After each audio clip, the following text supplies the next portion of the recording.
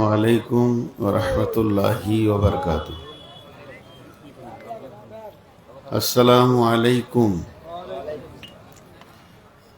বলছিলাম কি যে এইখানটায় যে সবুজ যতটুকু আছে আসেন, আপনারা একটু আগে আসেন, ওই দিক থেকে এইখানটা একটু ভর্তি করেন।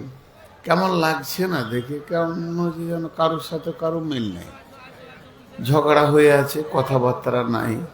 ওই দিকে 5টা, ওই দিকে 2টা। আরে এত লাইটে তোকে লাইট লাগবে? দেখেন লাইট মেরে আমাকে ওখান থেকে দেখছে ও। এত লাইটে ওর লাইটের অভাবে। আসেন ভাই, একটু সামনে না আসলে কথা বলা জানি না। ওইখানটা কি অভিশপ্ত জায়গা? ওই ঘাসটা আগে আসছেন, ভাই আসছেন। দুজনা লড়েছে, মুরব্বী গলা হিলছেই না। একটু আসেন ভাই, ফাঁকাটা খারাপ লাগছে। ওই দূরে যারা আছেন একটু আসেন।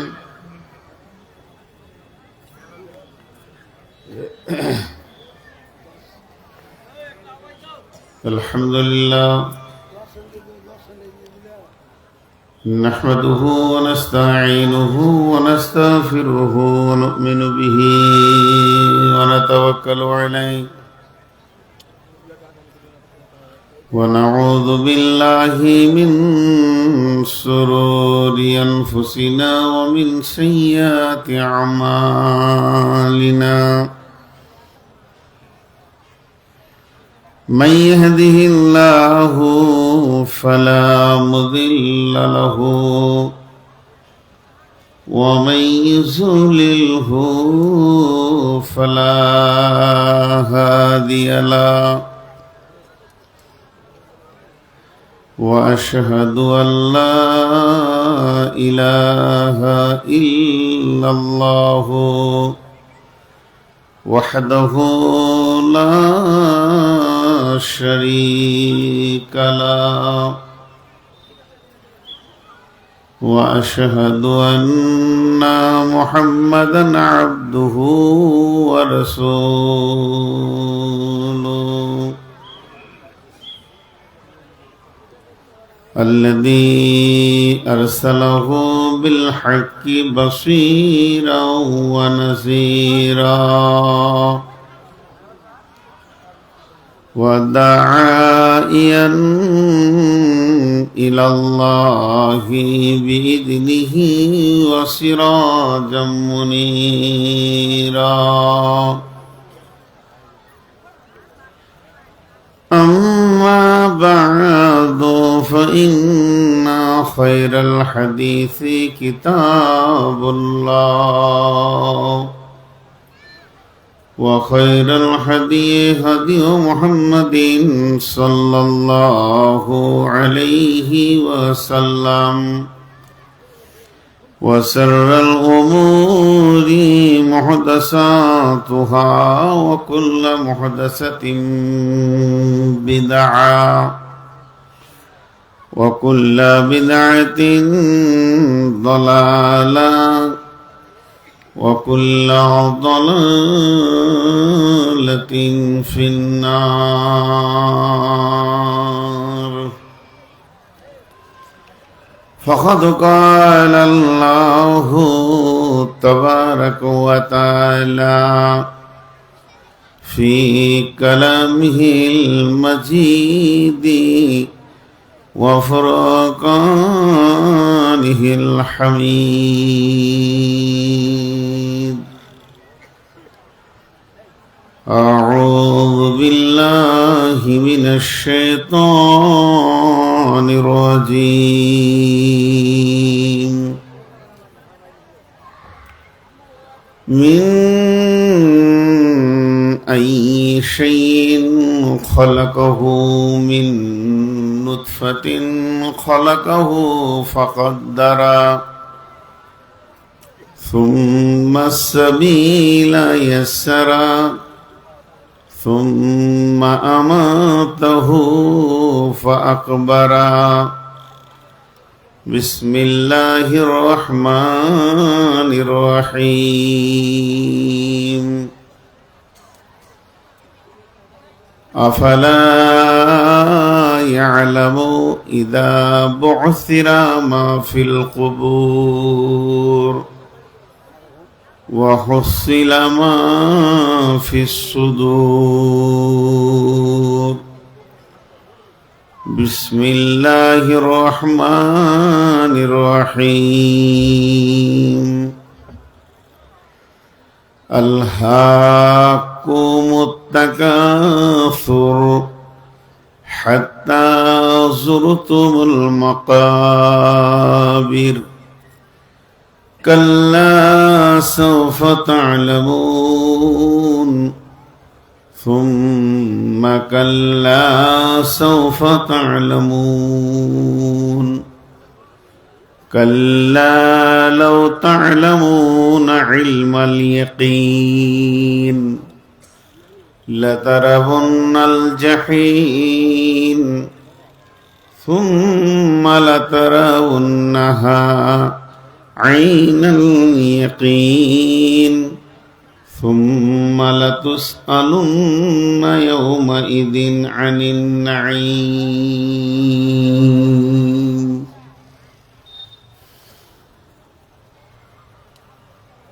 وعن أبي هريرة رضي الله تعالى عنه قال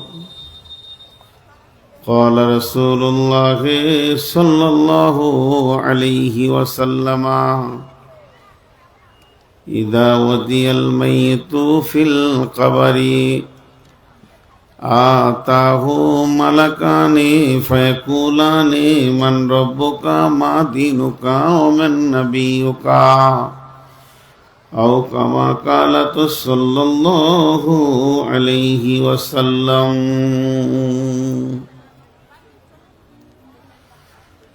যেদিন তুমি ডাক দেবে মোরে তোমার শীতল কোলে ঘুমায়ে পড়িব তোমারই বক্ষে সারা দুনিয়ার মায়া ভুলে তুমি পেতে দেবে হাই ধুলির আসন জানাবে আদর কত তোমারই মাটিতে ঘুমায়ে পড়িব চিরজনমের মতো রবে না সেদিন পিতার আদর মাতার স্নেহের কল বন্ধু স্বজনে ব্যথা অনুভূতি শিশুদের কলরব প্রিয়তমা আর দেবে না মুখে সোহাগ মাখা চুম ঘুমানোর পালা আসিবে যেদিন নিরালা নিঝুম ধরণীর বুকে যত আশা আর রচিনু সম্পদ যত তোমারই মাটিতে মিশায়া যাবে হায় আমার দেহের মতো একটি সকাল একটি বিকাল কাটেনি যাদের ছাড়া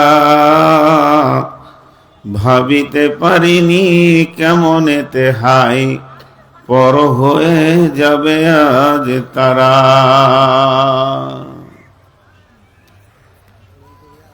শ্রদ্ধেয় সুযোগ্য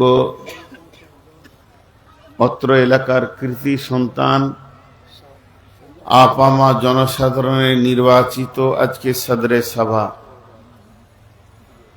উপস্থিত আকাশের তারকা সাদৃশ্য আলেম ওলামা বৃন্দ সামনে আমার দিনদার ইমানদার মমিন ভাই সকল পর্দা থেকে সুন্নেওয়ালি মোমেনা মা ও বোনেরা প্রশংসা গুণগান স্তব স্তুতি ভালোবাসা, তকদির, হায়াত, মত, রুজি, জান্নাত, জাহান্নাম, পুলসেরাত, আখেরাত সবকিছুর মালিক আল্লাহ।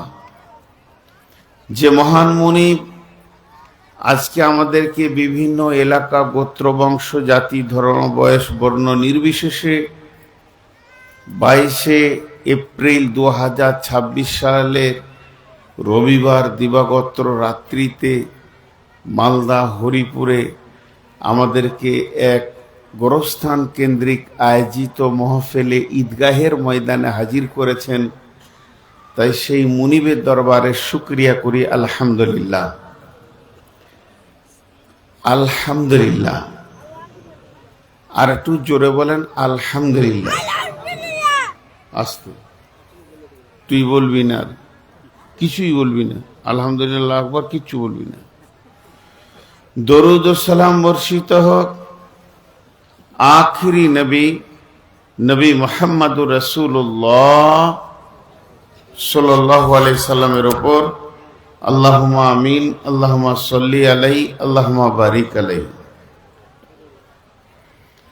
মহতারাম ভাইও, আজিজ ও বুজুর্গ, দোস্ত, আপনাদের এই মাহফিলটা গোরস্থান কেন্দ্রিক, যেটা আমাদের বিদায়ের জায়গা, যেখানে আমাদেরকে কিছু ভাই এই যে টাকা এই যে আপনি 22 জনকে আড়াল করে রেখেছেন, তাহলে যদি আপনারা টাকা গুনবেন তো জালসাটা বন্ধ থাকুক। দাঁড়িয়ে গেছেন তো দাঁড়িয়ে গেছেন, লোকগুলো ছটফট করছে, একবার ডান দিকে দেখছে, একবার বাঁ দিকে, হুঁশই নেই।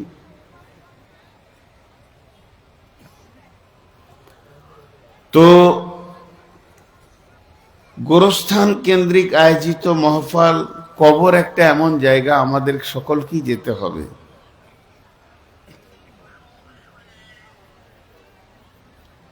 কিন্তু কিছু জাতি আছে যারা সমাধি দেয়, পুড়িয়ে দেয় মানুষের ভিতরে, কিছু মানুষ কিছু লম্বা করে গেড়ে দেয়, কিছু বাক্সে ভরে দিয়ে দেয়, বিভিন্ন রকম করে দেয়। মরার পরে জীবনটাকে আলামে বারজাক এই জন্য বলা হয়েছে, বিভিন্ন রকম হোক কিন্তু সওয়াল হবে। সেই গোরস্থান কেন্দ্রিক আয়োজিত মহফিলে আমি কবরকে সামনে রেখে দু চারটি কথা বলবো ইনশাআল্লাহ, যদি আমার মাবুদ আমাকে তৌফিক দেন তো। ওমা তৌফিকি ইল্লা বিল্লাহি আলাইহি তাওয়াক্কালতু আলাইহি উনীব। তুমি এদিকে লাগাও, ওদিকে দিব না, ওখানে মোবাইল দিলেই 10 জন দেখতে পাবে না, এখানটায় লাগাও। তবে আমি আমার বক্তব্যের শুরুতে আপনাদের কাছে আমি প্রাণ খুলে, যে কটি লোক বসে আছেন, একটা কথা বলছি। ছোট ভাই মনে করেন, বড় ভাই মনে করেন, সমবয়স বন্ধু মনে করেন, আপনারা যারা দূরে রয়েছেন একটু কাছে আসেন, দিলটা চাইছে দুটা কথা বলবো। ভাই হিসেবে ডাকছি, কাউকে আমি অর্ডার করছি না, জুলুম করছি না। আপনারা আমার ভাই, আমি আপনাদের ভাই। হে আমার ভাই, একটু আগিয়ে আসেন, কারণ এটা শরীয়ত। ওই জায়গাটা ধুলো আছে, বসতে হবে না, হ্যাঁ ঘাসে বসেন। আপনাদেরকেও বলছি ওগুলো আগিয়ে বসেন। দেখেন কত ভালো লাগলো, কারণ আজকে আমরা সামান্য জায়গা ছেড়ে হাঁটতে পারছি না, একদিন দুনিয়া ছেড়ে চলে যেতে হবে। বসে যান, বসে যান, আল্লাহর হস্তে যারা দাঁড়িয়েছেন বসে যান। আর আপনারা জানেন আমি আজকে 20-22 বছর মালদা আসা যাওয়া করছি। অত্র এলাকা আমার কাছে লোকাল হয়ে গেছে। আমি যতদূর পারি একটা বিষয়ের উপরে বক্তব্য রাখি।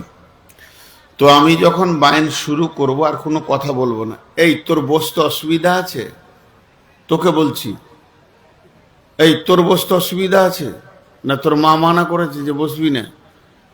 তোর বাপ বলেছে বসবি না? ছোট ছেলে এসে দাঁড়িয়ে আছিস, মাশাআল্লাহ। ভাই আপনাদের কোনো অসুবিধা ছিল আগে এলে? 4-5টা লোক আপনারা কি আমার বিরুদ্ধে আন্দোলন করেছেন? Against party?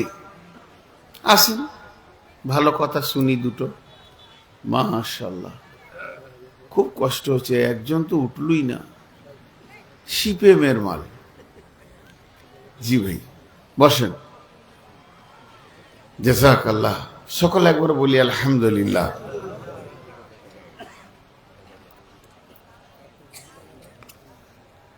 কবর এমন একটা জায়গা, কবরে কোনো গ্রুপ নেই। বেঈমানকে কবরে যেতে হবে, ইমানদারকেও কবরে যেতে হবে। সুদারু কবরে যাবে, তাহাজ্জুদ পড়নেওয়ালা কবরে যাবে। আলিম উলামা কবরে শুবে, তেমনি মাতাল আপনার জুয়ারি তাকেও কবরে শুতে হবে। সারা পৃথিবীর নবীদের নবী হয়েও কবর থেকে মাপ পায়নি নবী মুহাম্মদুর রাসূলুল্লাহ সাল্লাল্লাহু আলাইহি সাল্লাম, তেমনি আবু জাহেলও কবরে যেছে। কবরে কোনো গ্রুপ নাই, কিন্তু কবরে ঢোকার পর গ্রুপ আছে। তার অবস্থাটা কি হবে না হবে, আমি একটা উদাহরণ দিচ্ছি। 3-4টা আয়াতে আল্লাহ আমাদের সারা জীবনটাকে ভরে দিয়েছে। 3টে মিন আইয়ি শাইইন খলাকাহু, মিন নুতফাতিন খলাকাহু ফাকাদ্দারা, সুম্মা সাবিলা ইয়াসসারা, সুম্মা আমাতাহু ফাআখবারা। 4টা কথা বলেছেন। এই 4টা কথা আপনাদেরকে একটু আমি ভঙ্গি করে শোনাচ্ছি, এটা আমি উদাহরণ হিসাবে। আপনারা ভাববেন না যে আমাদের খারাপ কথা বলল। আল্লাহ বলছে, তোকে কি দিয়ে বানিয়েছি জানিস? তোকে বীর্য দিয়ে বানিয়েছি, তারপরে তোকে একটা রাস্তা দিয়ে এনেছি আমি আসান করে। সেই রাস্তাটা একবার চিন্তা করেন তো, যে রাস্তা দিয়ে আপনি এসেছেন আমি এসেছি, কত সংকীর্ণ রাস্তা। আল্লাহ বলছে ওটাকে আসান করে দিয়েছি। সুম্মা আমাতাহু ফাআকবারা, এরপর তোকে মারবো, দে কবরে ভরবো। আল্লাহর কথা। আল্লাহ মনে করে এরকম বলছে, তোকে কি দিয়ে বানিয়েছি জানিস? তোকে বীর্য দিয়ে বানিয়েছি, তারপরে তোকে একটা রাস্তা দিয়ে নিচ্ছি, রাস্তাটাকে আসান করেছি, এরপর থেকে মারবো আর কবরে ভরবো। এই হেঁটে এসে দাঁড়িয়ে গেলেন কেন? হ্যাঁ, পাগলা আছো নাকি? এই তোমরা দুজনা কে আছো? যাও এখান থেকে, বেয়াদব কোথাকার। ওদেরকে আলাদা করে বলতে পারি, কমন সেন্স নেই এখানে। এই কথাটা একবার শুনেন। একজন দার্শনিক বলছেন, তোর কিসের অহংকার? আমি বলছি, ধরেন আমি মৌলানা আছেন আমার পাশে, আমি এনাকে বলছি আমার ডিগ্রি কি জানেন? ওনাকে আমি বলছি আমার ডিগ্রি কি জানেন? উনি আমাকে উত্তরে বলছে, ডিগ্রি বলতে হবে না, আমি বলে দিছি তুই বীর্য থেকে তৈরি হয়েছিস, তোকে বানাতে গিয়ে তোর মা বাপকে গোসল করতে হয়েছে। আমি ভুল বলছি? আমাকে উনি বলছেন, আর মাঝে মাঝে বলছে যে ভুল বলেছি। তারপরে তুই পৃথিবীতে এসেছিস 2বার পেচ্ছাবের রাস্তা দিয়ে, একবার বাপের একবার মায়ের। তুই সোনার দরজায় দিয়ে আসেনি, কিসের অহংকার? আমি ভুল বললাম? তারপরে তুই কি জানিস? তোর মুখ দিয়ে যত দামি মাল ভরি না কেন, আপেল আঙ্গুর কিশমিশ বেদানা কাজু, তোর পাছা দিয়ে পায়খানা বের হবে। তুই একটা পায়খানার ফ্যাক্টরি। আল্লাহ এইটাকে এক কথায় মুচুরে বলে দিলেন, মিন আইয়ি শাইইন খলাকাহু, মিন নুতফাতিন খলাকাহু ফাকাদ্দারা, সুম্মা সাবিলা ইয়াসসারা, সুম্মা আমাতাহু ফাআকবারা। মারবো, মেরে তোদেরকে কবরে ভরবই। আমি একবার আপনাদের মুখ থেকে আওয়াজ শুনবো, বেশি বিরক্ত করব না। হে আমার বাপ আর ভাই, একবার মুখ খুলে বলেন, আল্লাহ কবরে ভরতে পারবে কি না? তাহলে হয়ে গেল, আজকে জালসা শেষ। বুঝে নিয়েছেন পারবে। আমি নারায়ণগঞ্জে জালসায় গিয়েছিলাম বাংলাদেশে, আমি আর 5 মিনিট ভূমিকা নিব, তারপরে কোরআনের আয়াতে দিয়ে চলে যাব। জালসায় বিকালে ঘুরছি, তো আমাকে একজন বলেন চলেন কবরস্থানটা দেখিয়ে নিয়ে আসি। কবরস্থানেরই জালসা। না না, জালসায় গিয়েছি তো কবরস্থানে ঘুরছি। হঠাৎ একজন এসে বলছে, মৌলানা আমি এই কবরস্থানের সেক্রেটারি, প্রেসিডেন্ট। প্রেসিডেন্ট মানে? বলে কবরের দায়িত্ব আমার সব আছে।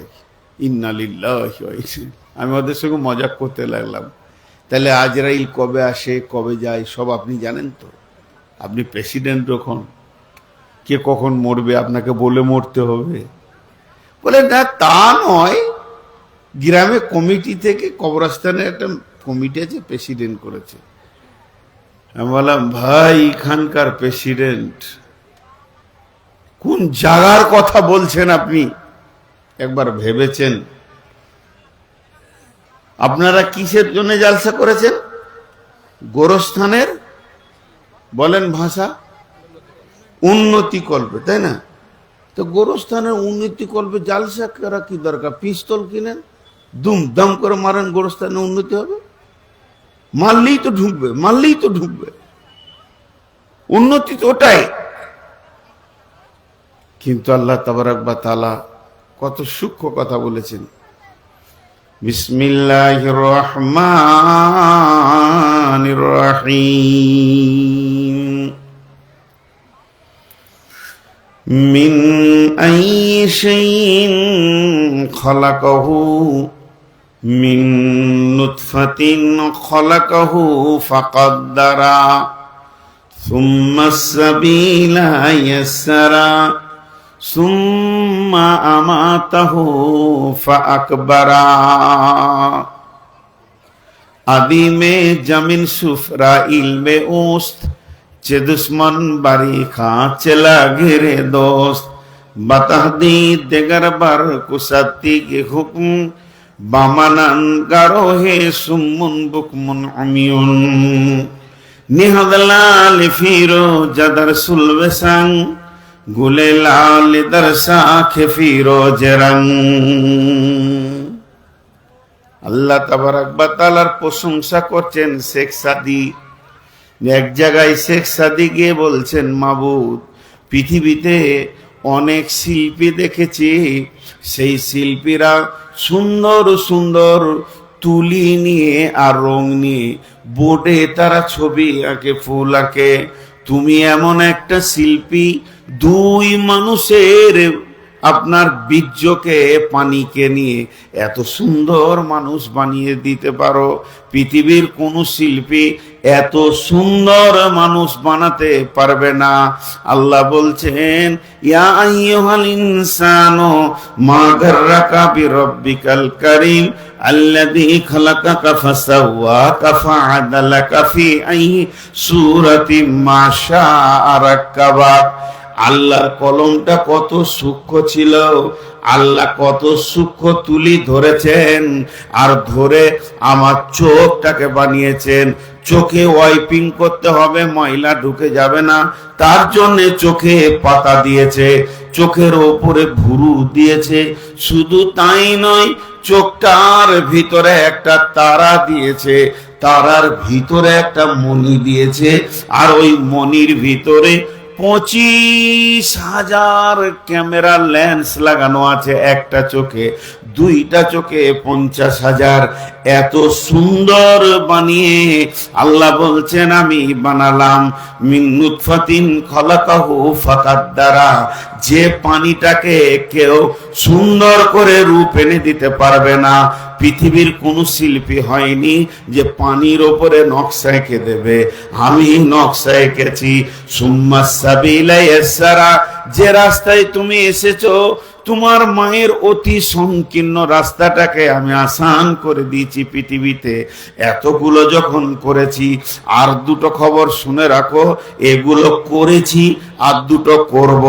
এগুলো করেছি, এগুলো অতীত, আর দুটো করব। সুম্মা আমাতাহু ফাআকবারা। গোরস্থানের কমিটি তুই নস, আমি। কবে তুই গড়ে শুবি এটা আমি জানি, আর ওই শোয়ার আগের দিন তোকে আমি মারব, আবার কবরে শায়িত করব। আমার চ্যালেঞ্জ থাকলো, পারিস তা আটকে দিস তোরা। আমার আজরাইলকে পারিসটা তোর আটকে দিস। হাজি ভাই, এটা একটা বিষয় বললাম, আহা, এটা একটা বিষয় বললাম, এই বিষয়টা কত ধ্যান দিয়ে শুনেন। আমি কিন্তু মাঝে একটা ক্ষমা চাইছি, আপনাদের হাতগুলো ধরে ক্ষমা চাইছি, সবাই আমাকে মাফ করে দিয়েন। এটা বায়ানের বাইরে আমার নিজের ব্যক্তিগত কথা বলছি। কথাটা হচ্ছে এই, আগে আমি শুনতাম, বিশ্বাস করতাম না। মানুষের একটা রোগ আছে, ওই রোগটার নাম হচ্ছে সুগার। সুগার যদি আসে তো ওর মিজাজ কন্ট্রোলে থাকে না। আমি বিশ্বাস করতাম না, এখন আমার ওই রকম হয়ে গেছে ভাই। 390 সুগার খালি পেটে, মিজাজ কন্ট্রোলে থাকছে না। এই জন্য একটু রাগারাগি করছি, আপনাদের কাছে আগে ক্ষমা চেয়ে নিচ্ছি, এটা আমার কন্ট্রোলের বাইরে চলে গেছে। এই যে যেমন পর্দা করেছেন মেয়ে ছেলের জন্য, মেয়েটা এসে যে দাঁড়িয়ে আছে, ওর হায়া শরম আছে যে আমি পুরুষের মাঝে দাঁড়িয়ে আছি, আর ওর সাথে কোন ভেড়া এসছে, সেও বউটাকে ওখানে দাঁড়িয়েছে, বউ হোক আর বোন হোক, এ ভেড়া আরও ভেড়িতে এখানে দাঁড়িয়ে আছে। এটা সহ্য হবে? তাহলে মেয়েদের আলাদা করা হলো কেন? আবার ভেড়াও সঙ্গে গেল, আবার মেয়েদের ওখানে ঢুকো, মেয়েদের জুতা থাকলে ওকে পিটিয়ে তারুক ওখান থেকে। গাধার অনেকগুলো রূপ আছে, এত ভয়ানক গাধা দেখিনি। তো আল্লাহ তাবারাক ওয়া তাআলা আমাদেরকে কবরে ঢুকালেন। কবরটা কি? কবরটা কি? কবর একটা জগৎ, আলামে বারজাক, যা মরার পর কিয়ামতের আগে পর্যন্ত, মরার পর কিয়ামতের আগে পর্যন্ত। বিশ্বনবী বলছেন ঢোকার পরই কি কাজ শুরু হবে। বিসমিল্লাহির রহমানির রহিম। ইদা উযিয়াল মাইয়িতু ফিল কবরি আতাহু মালাকানি ফায়াকুলানি মান রাব্বুকা মা দীনুকা ওয়া মান নাবিয়ুকা। বিশ্বনবী বলছেন যখন মাইয়িতকে মাটিতে শুইয়ে দেয়া হয়, শোয়ানোর সময় আমরা বলে দিলাম মাইয়িতকে একটা কথা, বিসমিল্লাহি ওয়া আলা মিল্লাতি রাসূলুল্লাহ সাল্লাল্লাহু আলাইহি ওয়াসাল্লাম। এর মানেটা হচ্ছে, ব্যাখ্যাটা হচ্ছে, তোমাকে এখানে রাখা হলো, তোমাকে এই জায়গায় শায়িত করা হলো নবী মুহাম্মদুর রাসূলুল্লাহ সাল্লাল্লাহু আলাইহি ওয়াসাল্লামের আইন অনুযায়ী, মিল্লাত অনুযায়ী। তুমি এতদিন সিপিএম ছিলে, কংগ্রেস ছিলে, তৃণমূল ছিলে, এসোসিয়াই ছিলে, বিজেপি ছিলে, আরএসএস ছিলে, এসআই ছিলে, ইআরকিউ ছিলে, যা ছিলে। কবরে তোমার কোনো পার্টি নাই, তোমার নেতার নাম নবী মুহাম্মদ। 2 নম্বরকে বলা হলো হানফি, সাফি, মালিকি, হাম্বলি, শিয়া, সুন্নি, কাদরিয়ানি, চিস্তানি, নকশবন্দি, আহলে হাদিস, গোরাবায়ে আহলে হাদিস, আহলে কোরআন, কিছু এখানে চলবে না। এখানে কোনো মাযহাব চলবে না।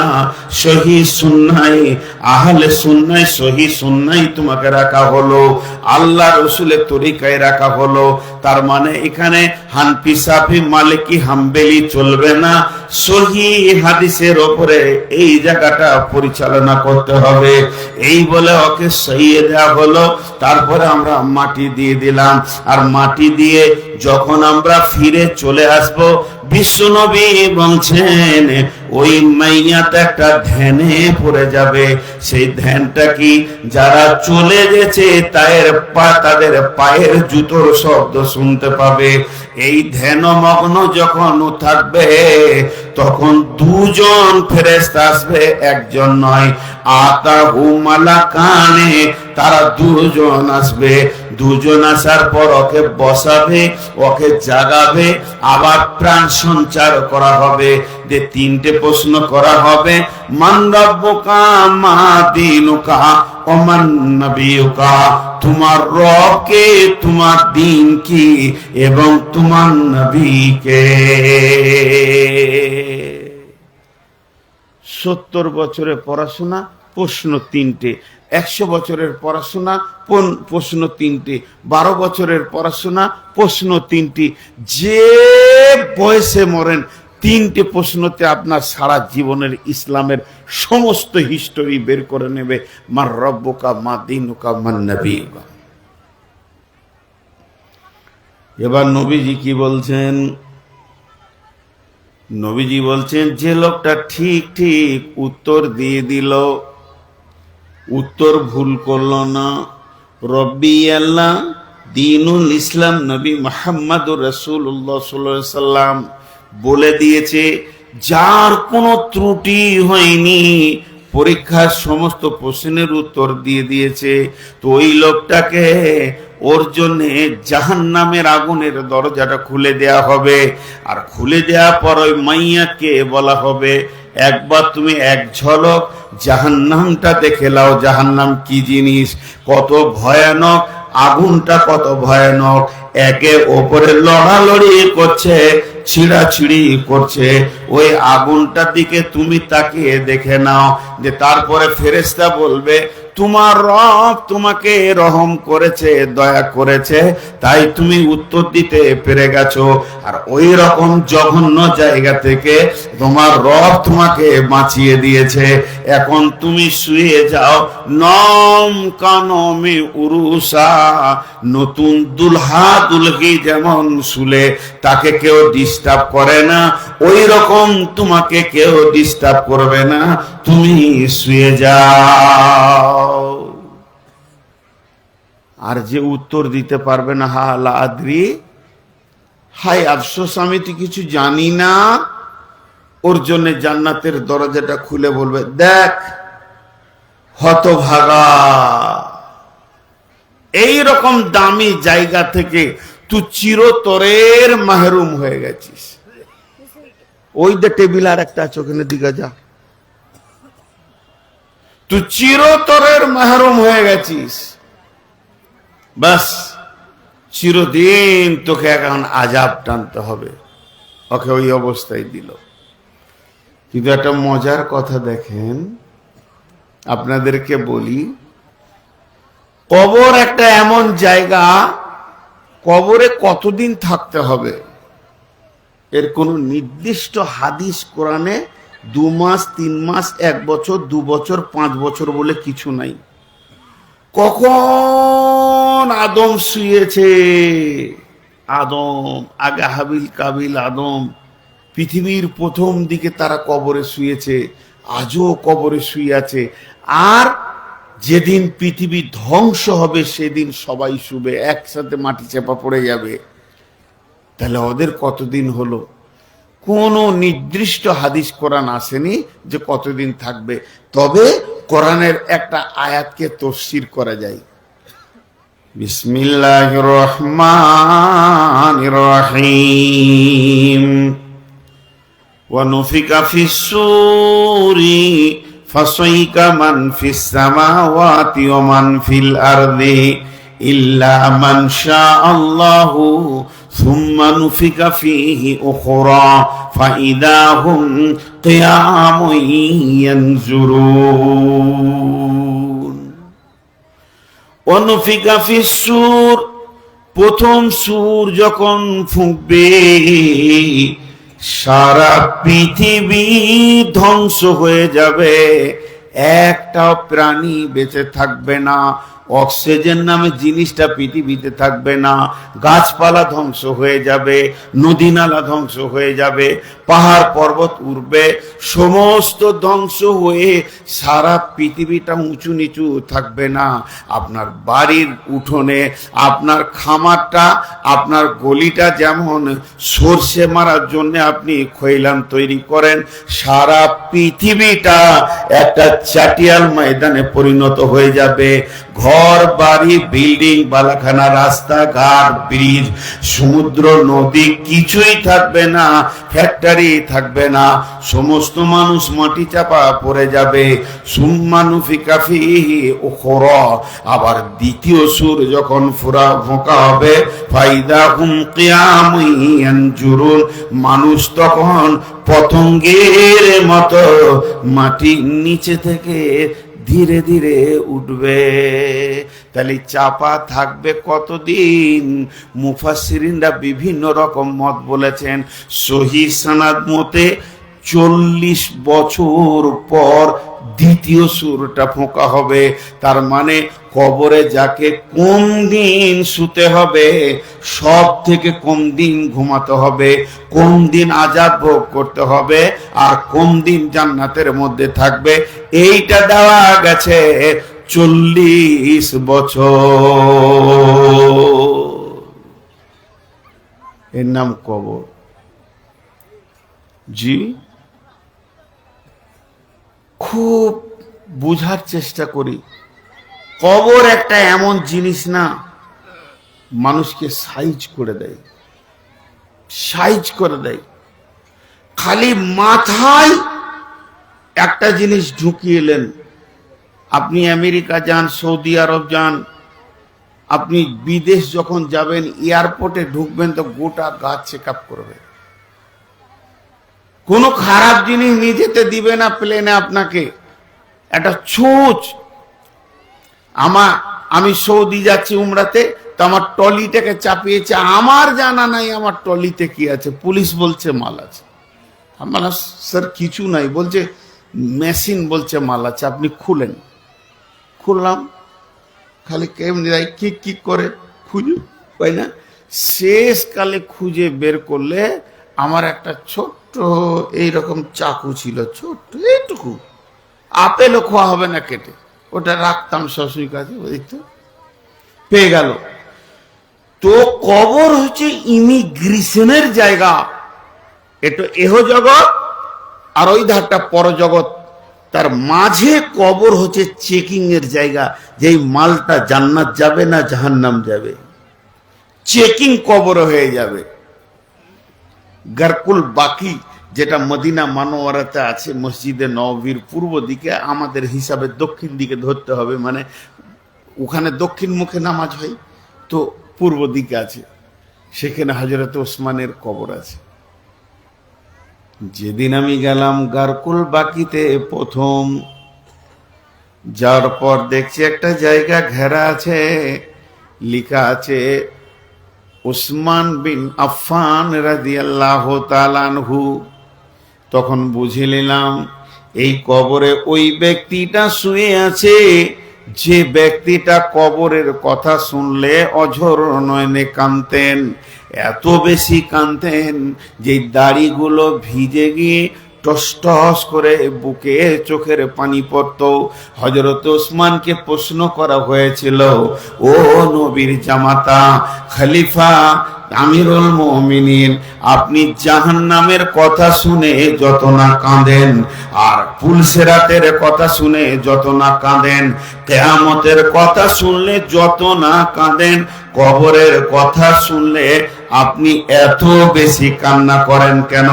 ওসমান গনি বলেছিলেন, ওরে বন্ধুবর, আল্লাহর গোলাম, তোমরা শুনে নাও, বিশ্বনবী বলে গেছেন পরকালের প্রথম মঞ্জিল হলো আলামে বারজাখ।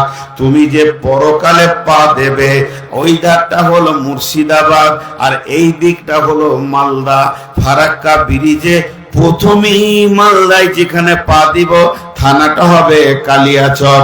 প্রথমে পা দিতে গেলে থানা হবে কালিয়াচক। ওই রকম এই ধারটা দুনিয়া, ওই ধারটা আখেরা।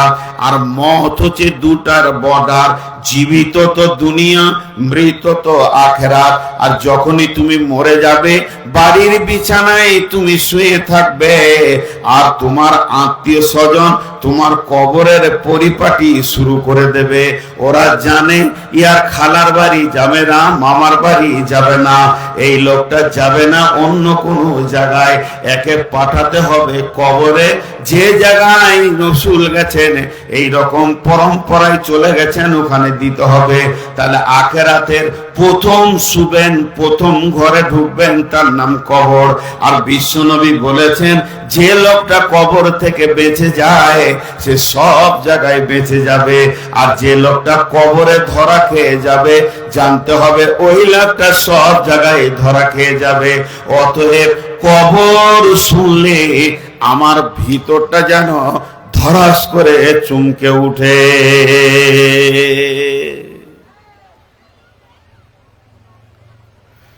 কবরকে আমরা যেমন তাই মনে করি, কবরে হাসতে পারি,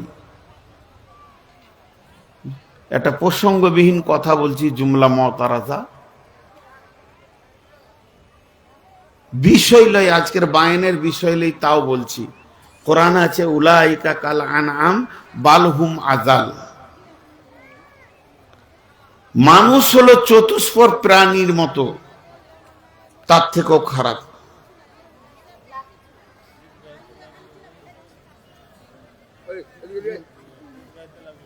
মা বোনেরা জালসা হয়ে গেছে, বাড়ি যান। মা বোনেরা জালসা হয়ে গেছে, অনেকক্ষণ বাড়ি যান। দাঁড়ান, আপনারা উঠবেন না একজন, আপনাদের দোয়া পড়িয়ে দিচ্ছি, সুবহানাকা আল্লাহুম্মা পড়েন, বাড়ি চল যান। লজ্জা শরম বলে নাই, ওখান থেকে ওর ভ্যাদ ভ্যাদানি আমার কানে পড়ছে। আমি একটা পর পুরুষ, ওকে নিয়ে কে সংসার করছে, আহা, ওকে দেখা পেলে দুটো জিলাপি খাইতাম। ও যে কি কষ্টটা আছে বুঝতে পারছি। ওর যে গলা এত, যেখানে একটা জালসা চলছে, স্টেজ রয়েছে, তারপরও ভ্যাদ ভ্যাদ করে কথা বলছে। আহা ভাইরে, তুই যে কত কষ্টতে আছিস আমি বুঝতে পারছি। তো কবর হলো প্রথম মঞ্জিল। এখানে যতগুলি লোক বসে আছেন, একটা ছোট প্রশ্ন আপনাদের মনে আসতে পারে, যদি কাউকে বাগে খেয়ে নেই, হাঙ্গরে খেয়ে নেই, গিলে নেই, গুম করে দেয়, পুঁতে দেয়, কোথাও যদি করে দেয়, তো তার কি সওয়াল জবাব হবে? জি, হিন্দু ভাইদের যে মরে যাচ্ছে, ওদেরকে যখন চিতাতে শোয়ানো হবে তখনও সওয়াল জবাব হবে। এই প্রশ্ন তিনটি থেকে ওরা বাদ যাবে না, মান রব্বুকা, মা দিনুকা, মান নবিয়ুকা। এই তিনটের প্রশ্নের সম্মুখীন হতেই হবে। জি, টাকা পয়সা হয়েছে, বেড়াতে যাবেন, কোথায় যাবেন? দার্জিলিং, গ্যাংটক, না সিমলা, না কাশ্মীর, জম্মু, কোথা মন চাইছে আপনাদের ঘুরতে? দুটা কথা বলছি, মন দিয়ে শোনেন। ওখানে দিও,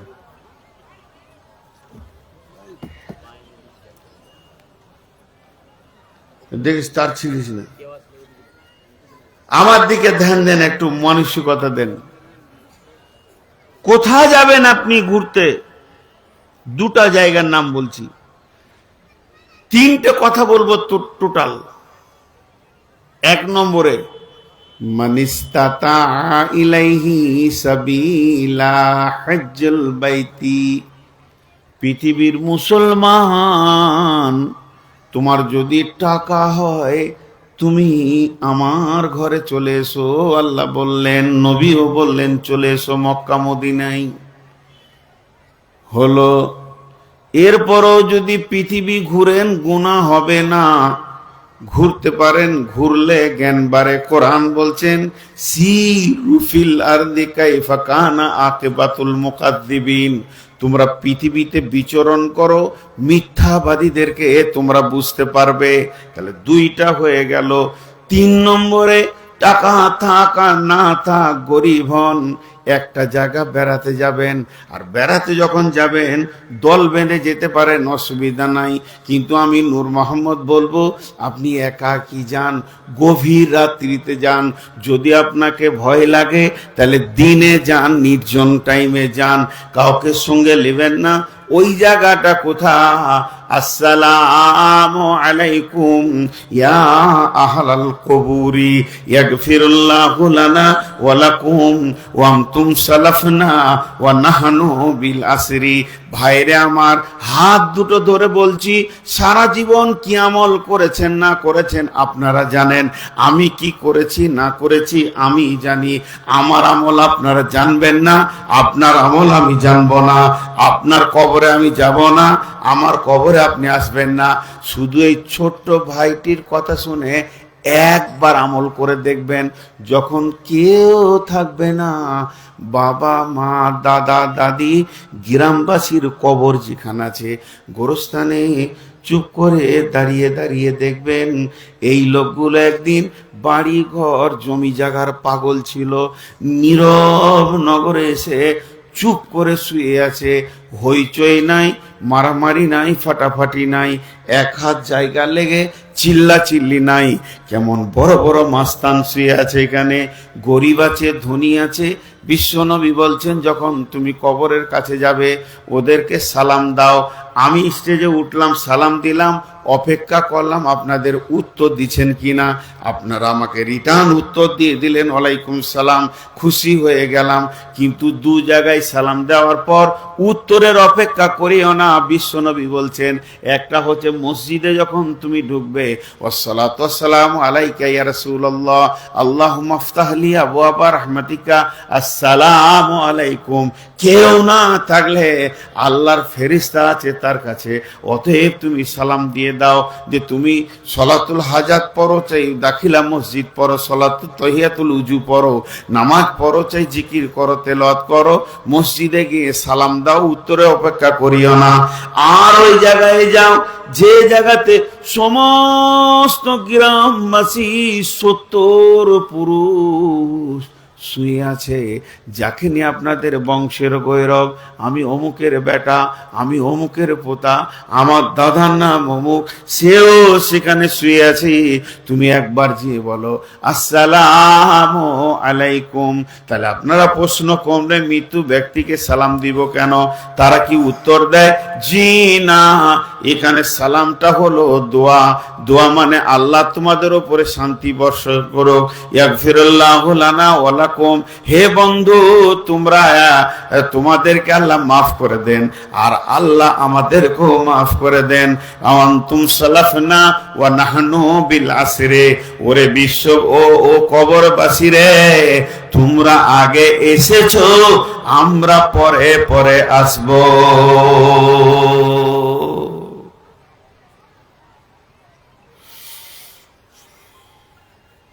বীরভূমের একটা গোরস্থানে লেখা আছে, ন্যাশনাল হাই রোডের পাশে গোরস্থান, বড় করে লিখে দিয়েছে,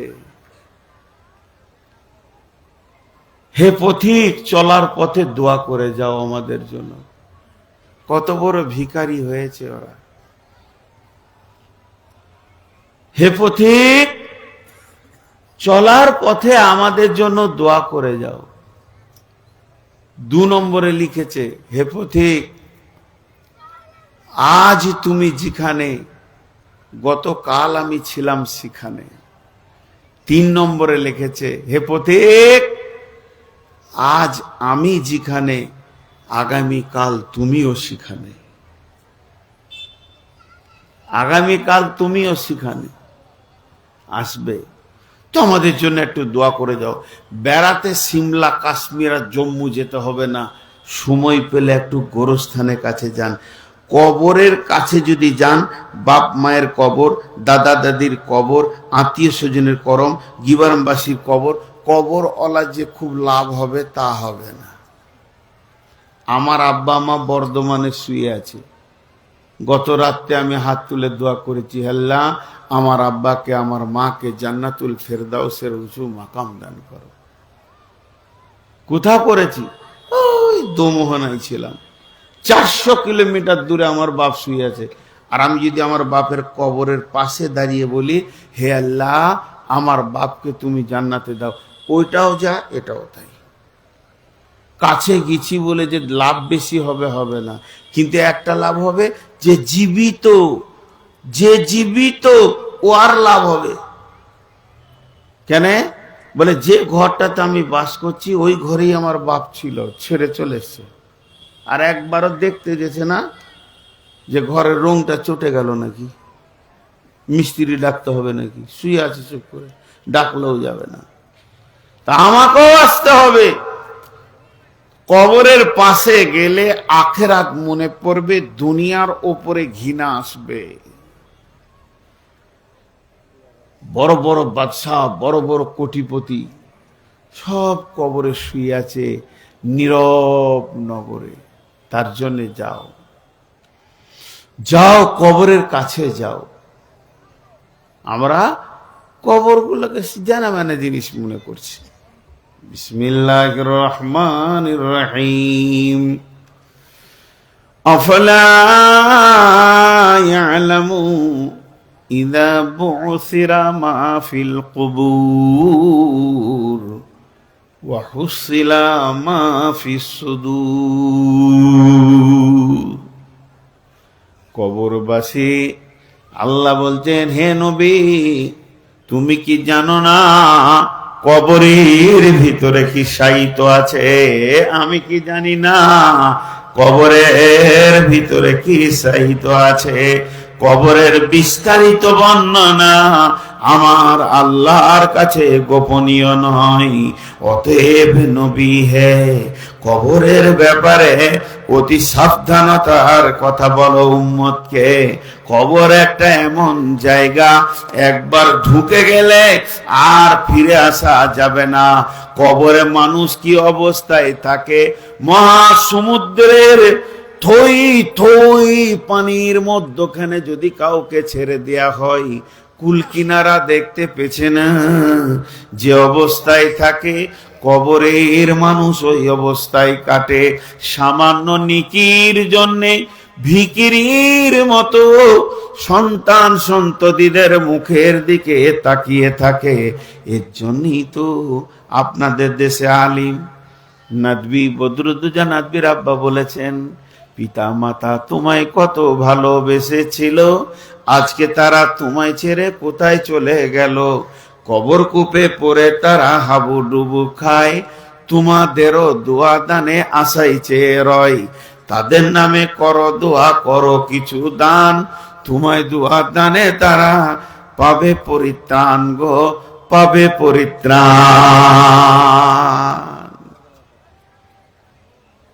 বিশ্বনবী একটা কথা বলেছেন না? বুঝি আমরা, আমি সব পুরাতন কথা বলছি। আমি যে কথাগুলো বলছি আপনারা আমার থেকে বেশি জানেন, আমি নতুন কিছু বলিনি। মানুষ মরে গেলে আমলের লাইন কেটে যায়।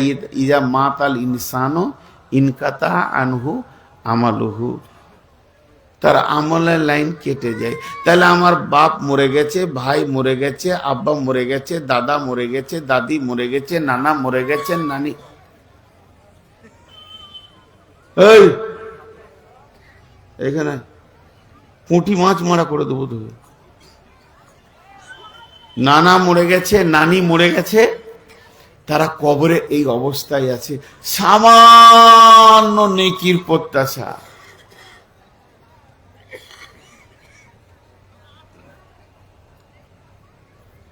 একটা আপনাদেরকে পাক্কা ব্রেলি যারা মাজার পূজারী,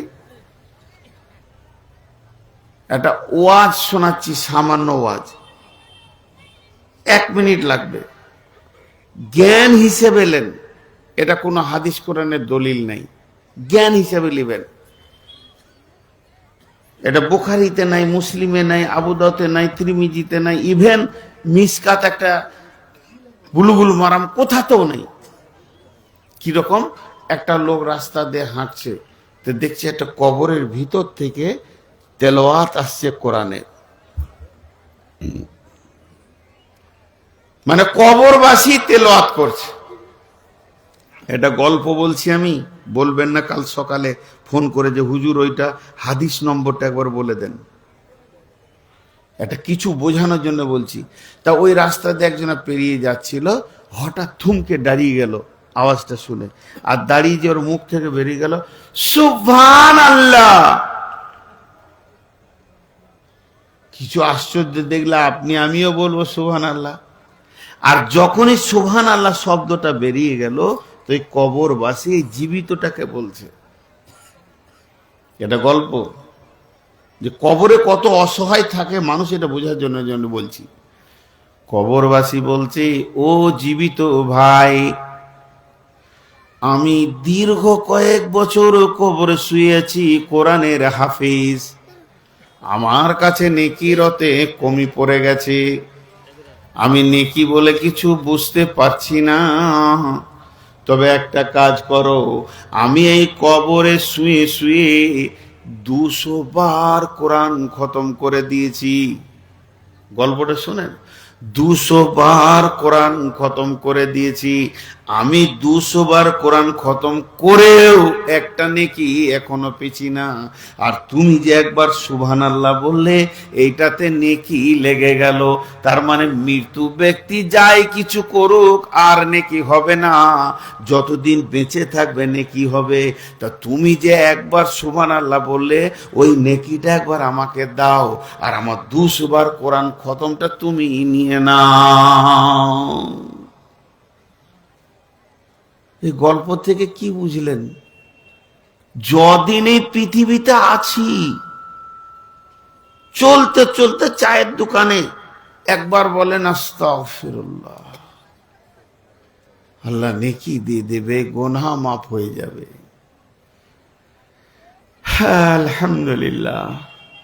চাটা চুমুক দিয়ে বলে না, বিসমিল্লাহ বলে খান, কাপটা রাখেন, আলহামদুলিল্লাহ, নেকি পেয়ে যাবে।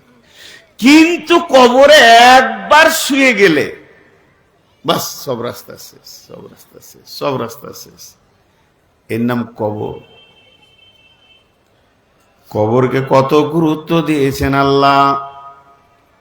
বিশ্বনবী বলছেন, যদি কেউ মারা যায়, হাক্কুল মুসলিমু আলাল মুসলিমি খামসুন, একটা মুসলমানের উপরে আর একটা মুসলমানের 5টা হক আছে। তার মধ্যে একটা হলো ইত্তিবাউল জানাইজা, জানাজা পড়ার মুসলমানের উপরে মুসলমানের হক আছে। আমার বাড়ি হরিপুর, পাশে রসুনগঞ্জে মারা গেছে, সে আমার খালাতো ভাই নয়, সে আমার বিয়াই নয়, সে আমার আর কেউ নয়, আত্মীয় নয়, সে আমার মামাতো ভাই নয়, সে আমার বন্ধু নয়, খালি আমার কানে পড়ে গেছে যে একটা মুসলমান মারা গেছে। তো তুমি তোমার উপরে সে হক রাখে, সেই মৃত্যু ব্যক্তিটা তোমার উপরে হক রাখে।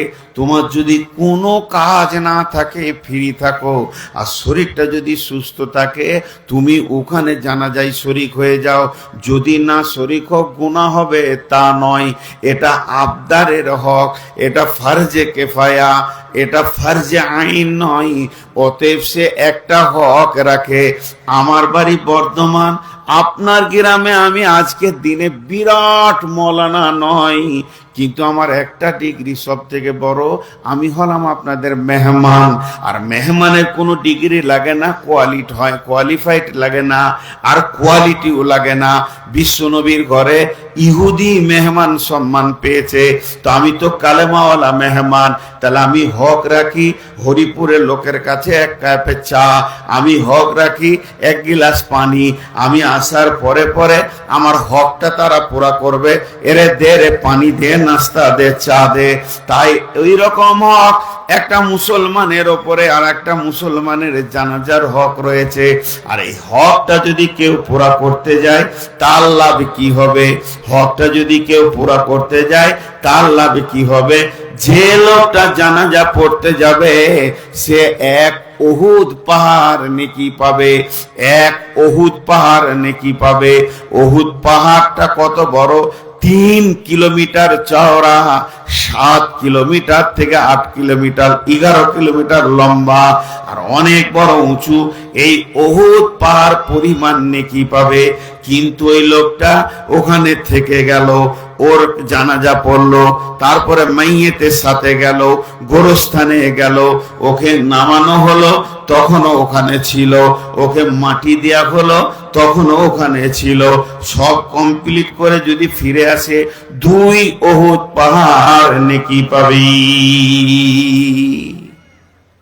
কে পাবে, জীবিত না মৃত? আপনাদেরকে এতক্ষণ কথাটা বললাম, উত্তরটা হালকা করে দেন। কে পাবে, জীবিত না মৃত? তো মৃত্যুর লাভ কি হলো? প্রশ্নটা আমার এইটা, মৃত্যুর লাভটা কি হলো? আছে পানি আছে, আমি আমার বোতল রেখে দিচ্ছি, কাউকে দেবো না, চাইলেও দেবো না, আমার জিভ শুকিয়ে যায়। তো আপনারা এতগুলো শিক্ষিত মানুষ বসে আছেন, এই হতভাগা নালায়েকের প্রশ্নের উত্তরটা দেন। এখানে দুটো লোক আছে, একটা খাটে শুয়ে আছে মৃত, আর আমরা 500 জন লোক ঘোরাফেরা করছি। নেকিটা বলছে জীবিতরা পাবে, মৃত পাবে না। নবীজি যদি একবার বলতেন যে যটা মুসাল্লি হাজির হবে তটা উহুদ পাহাড় নেকি ওই মৃত্যুকে দেয়া হবে, তো ইনশাআল্লাহ আমি আমার বাপের জানাজাতে ট্রাকে আর বাসে করে ভাড়া দিয়ে লোক নিয়ে আসতাম, আর বেটাকেও বলে যেতাম যে আমি মরে গেলে এলাকার মুসলমান গাঁ গলাতে 2টো করে বাস দিয়ে দিবি, কারণ আমি নেকি পাবো। আপনারা আমার দিকে ধ্যান দেন। ওকে আজাজিল পাঠিয়েছে, খুব চুলচুলে ছেলে আছে, তাহলে নেকিটা জীবিত পেয়েছে। আমি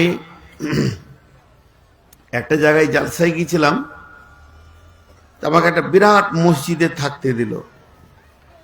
তো মসজিদে যখন ঢুকলাম দেখছি বিরাট বড় একটা আলমারি, মেলাই বই, সব বাংলা বই।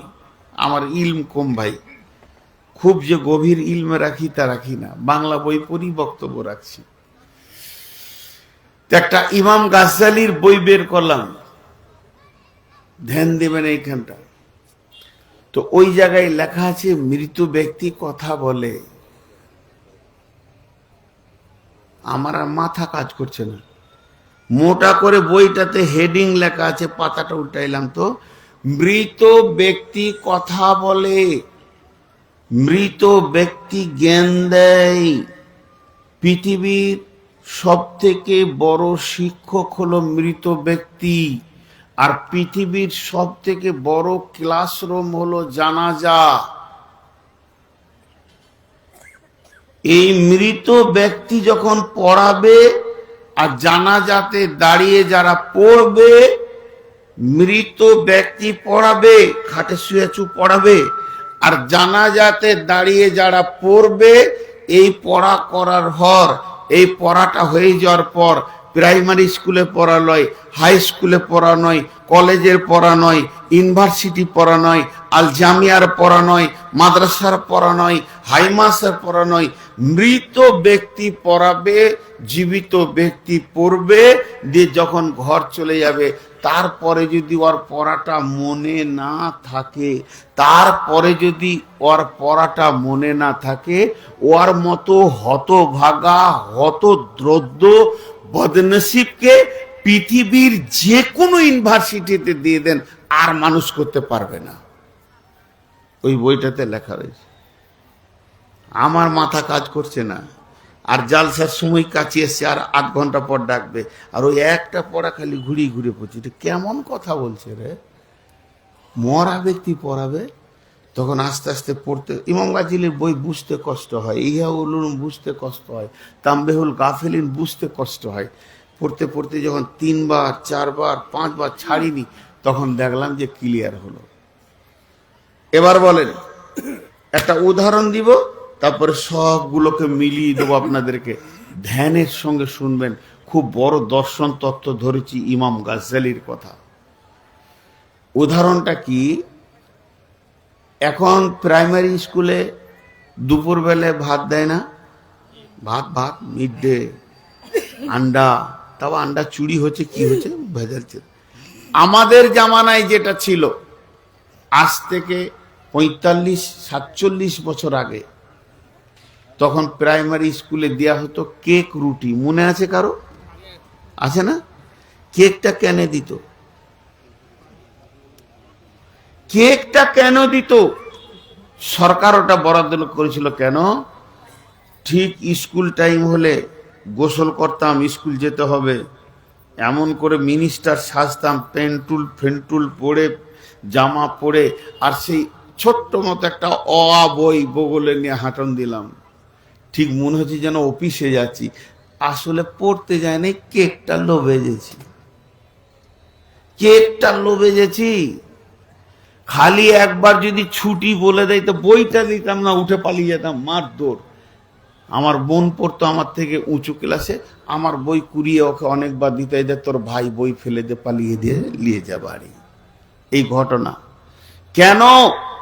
আমি যে উদাহরণটা দিলাম, যে সরকার চাইছে আমার দেশের শিশু নাগরিক যাদের জ্ঞান হয় নাই ওদেরকে কেকের লোভ দে, রুটির লোভ দে, তাহলে ওরা স্কুলে আসবে, আর ওদের পেটে অক্ষর গলা ভরে দে, যেন কেউ নিরক্ষর না থাকে, অক্ষর ভরার কৌশল। বিশ্বনবী বললেন, জীবিত তুমি মৃতের জানাজায় যাও। হে জীবিত, হে হরিপুরের লোক, ইসলামপুরের লোক, ও যত এলাকার মুসলমান আছো, একটা মৃতের জানাজায় যাও। শুধু জানাজা পড়লে 1 উহুদ পাহাড় নেকি, আর যদি কবরের শেষ পর্যন্ত থাকো 2 উহুদ পাহাড় নেকি। এই নেকির লোভটা কেন নবীজি দিলেন, এটা কেন বরাদ্দ করলেন? এই জন্যে যে ওই নেকিটা আনতে গিয়ে মৃত্যু ব্যক্তি যখন পড়াতে শুরু করে দেবে, আমার উম্মতরা পড়ে নেবে, আর এমন পড়ে নেবে ও মানুষ হয়ে যাবে, তাহলে কাজে লেগে যাবে। এর জন্যে জানাজাতে গ্যাদারিং করো, যত পারবে যাও, লোভে চলে যাও, নেকিটার লোভে। এই মুরব্বী ধরবে, ও ধরবে, আমি ধরবো, আহারে যাই রে নেকি পেয়ে যাব। কারণ নেকিটা ছাড়বো কেন? আমি একদিন বাড়ি থেকে আসছি, কালিয়াচক পার হচ্ছি, আর ওই দিক উমরপুর পার হচ্ছি, যাই মনে পড়ছে না, আর দেখছি একটা জানাজার খাট যাচ্ছে। ড্রাইভারকে বললাম গাড়িটা দাঁড় করিয়ে দে, নেকিটা লুটে নিব, পেয়ে গেছি, এখনই জানাজা শুরু হবে। এই লোভে আমি নামলাম, ওই লোভে এখনই মেয়েতের খবর আসবে হরিপুরের পূর্ব পাড়ায় একজন হাজি সাহেব মারা গেছে, আমরা আর কেউ কোথাও যাব না, বন্ধু ডাকবে, হাটে আই, যাব না, ঘাটে যাব না, কারণ জানাজায় যাব। আমার লোভ ঢুকে গেছে, আমাকে নেকি নিতে হবে, নেকি নিতে হবে। 2 কিরাত নেকি আমি পেয়ে যাব, 2 উহুদ পাহাড় নেকি পেয়ে যাব। এই আশা করে যখন আমি ওখানে গিয়ে পৌঁছালাম, তখন ওই মাইয়া আমার সঙ্গে কথা বলতে শুরু করে দিল, আমাকে ক্লাস দিতে শুরু করলো। কি ক্লাস? কি ক্লাস? ধ্যান যদি এদিকে দেন তা ভালো, ধ্যান অন্যদিকে গেলে সব শেষ হয়ে যাবে। বরফ ফিলোজফি ধরেছি, ধ্যান আমার দিকে দেন, নাহলে আমার মন কেটে যাবে। কি ক্লাস করে? এবার ক্লাসের অক্ষর কটা আপনাদেরকে শোনাই। আচ্ছা, আমার দিকে ধ্যান আছে না নাই? কইতা আমি বুঝতে পারছি। এবার মৃত্যু ব্যক্তি কি বলছে দেখেন জীবিতদেরকে। তার আগে একটা দর্শন কথা বলে দিই 2 লাইন। একটা জীবিত ব্যক্তি মৃত্যু ব্যক্তিকে দেখার পর তার জ্ঞানের দরজা যদি না খুলে, একটা জীবিত ব্যক্তি মৃত ব্যক্তিকে দেখার পর তার যদি জ্ঞানের দরজা না খুলে, একটি জীবিত ব্যক্তি মৃত ব্যক্তিকে দেখার পর তার যদি জ্ঞানের দরজা না খুলে, সেই দরজাটা কি? যে আমি সমস্ত মাল ছেড়ে চলে গেছি, মহব্বত ছেড়ে চলে গেছি, আমার সাথে দেখো জমি জায়গা যায়নি, আমার বিবি যায়নি, ছেলে যায়নি, আত্মীয় স্বজন যায়নি, সব রেখে চলে গেলাম, আমি যেটুকু আমল করেছি ওটুকু নিয়ে চলে গেলাম। এই দৃশ্যটা দেখার পর জীবিত ব্যক্তি যদি মসজিদের দরজা খুঁজে না পায়, তার জ্ঞানের আলোটা যদি না জ্বলে, জ্ঞানের বাতিটা যদি ধূপ করে না জ্বলে উঠে, ওই রকম মূর্খকে যদি ইউনিভার্সিটিতেও পড়ানো হয়, মানুষ করা যাবে না। কারণ মৃত ব্যক্তি চিৎকার করছে, হে জীবিত, তোমরা জানাজায় এসেছো, একবার আমাকে দেখো, আমি কথা বলতে পারছি না, প্রয়োজন চাইতে পারছি না, আমি যে বিবিকে এত ভালোবাসতাম সেও সরে গেছে, স্বামী কাছে নাই, যে ছেলেগুলোকে মহব্বত করতাম প্রেম প্রীতি দিয়ে আমি আগে নিয়ে এসেছি, যাদের জন্য টাকা করে গাড়ি বাড়ি ব্যবসা বাণিজ্য তিলে তিলে তিলে তিলে সাজিয়ে দিলাম, তারা আমার কেউ নয়, দেখো আমার হাতে কিছুই নাই, আমি খালি হাতে ধীরে ধীরে ধীরে ধীরে মাটির নিচে চলে গেলাম। আমার হাত খালি, আমার পা খালি, আমি মাটির নিচে চলে গেলাম। হে জীবিত, তোমরা এখান থেকে জ্ঞান নিয়ে যাও। এই দিনটা সবারই আছে, এর বিকল্প কিছু নাই।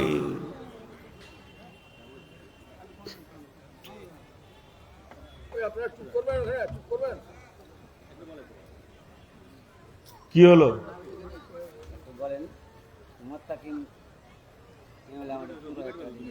আচ্ছা না, ইমেলে ডাকুন। আরে ডাকেন ওনাকে, আর কেউ উঠবেন না।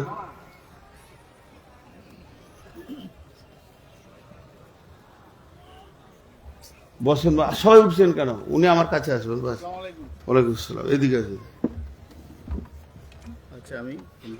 আচ্ছা বলছি, আমি একটা কথা বলে দিই, আমি ভারতের নাগরিক, আমার একটা ব্যালট আছে, বিধায় আমার কথা বলার অধিকার আছে।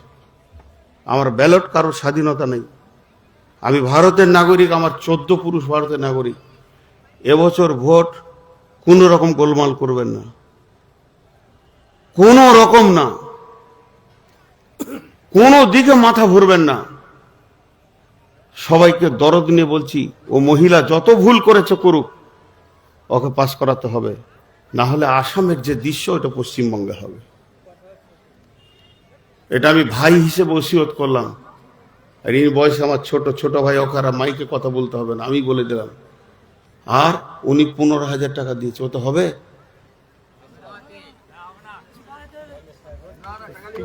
আচ্ছা যান, শুনেন 15, 10, 25 করে দিয়েছি, আবার আছে। আচ্ছা আবার হবে ইনশাআল্লাহ। দোয়া করে দিন, দোয়া করে দিয়েছি। ঠিক আছে, আমি ইংলিশ বাজার থেকে আছি, উনি এখান থেকে আছে। আচ্ছা আচ্ছা, আমরা কিন্তু, আমি বর্ধমানের লোক। ঠিক আছে, আমরা জাতীয় কংগ্রেসের লোক। ঠিক আছে, তাহলে কি হলো? আমার একটা জিনিস খালি বোঝার চেষ্টা করেন, কোন জায়গাটা বলছিলাম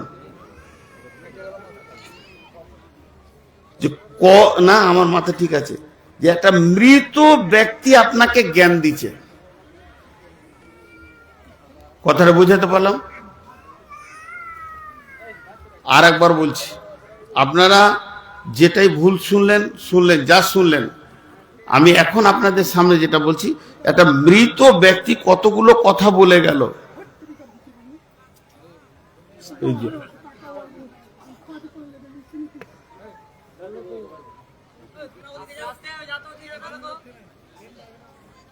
আমাকে শেষ করতে বলছে। দেখেন, আপনার এলাকায় যে পার্টির কাজ আসবে, যাকে দিয়ে আপনাদের কাজ আসবে, তাকে দিয়ে কাজ নেন। কি বলছে আমি বুঝতে পারছি না। হ্যাঁ, তো কংগ্রেস প্রার্থী, ইংলিশ বাজারে, ঠিক আছে, হ্যাঁ, ওটা বুঝে কোনো লাভ নাই। আপনারা একটা জিনিস খেয়াল রাখবেন, যেহেতু আপনাদের এখানে ওই প্রার্থী অনেক দিন ধরে চলে আসছে, গণিখানের যুগ থেকে, না, ব্যাস যাকে দিয়ে কাজ হবে ইসলামের, তাকে ছাড়বে, কিন্তু ইসলামের দুশ্মনকে সামনে আসতে দিয়ে না। হ্যাঁ, আর কিছু বলছেন এনারা? তাহলে আপনারা হয় থাকেন, আর না হয় ঘর যান। থাকলে বসতে হবে। দেখছি আমার আবার ধ্যান কেটে যায়, হুঁশ কম তো।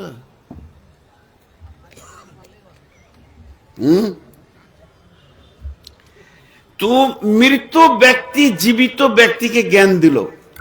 এবার চলেন জানাজাতে একবার ঢুকি। একটা লোক মারা গেছে, মৌলানা জানাজা পড়বেন। আমি জানাজার দোয়াটা পড়ছি, কটা হচ্ছে খালি আঙ্গুল দিয়ে গুনবেন, 1, 2 করে সবাই গুনবেন, কিন্তু আমি কেটে কেটে পড়বো। আল্লাহু আকবার। আল্লাহুম্মা গফিরলি হাইয়িনা